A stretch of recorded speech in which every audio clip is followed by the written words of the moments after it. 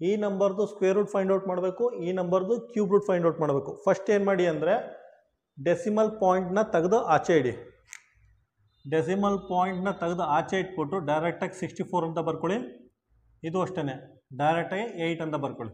ಆಯಿತಾ? 64ದು square root ಎಷ್ಟಾಗುತ್ತೆ? 8 8 64 ಗೊತ್ತಿದೆ ನಮಗೆ. 8 8 64 ಸ್ಕ್ವೇರ್ ರೂಟು 8 ಆಗುತ್ತೆ.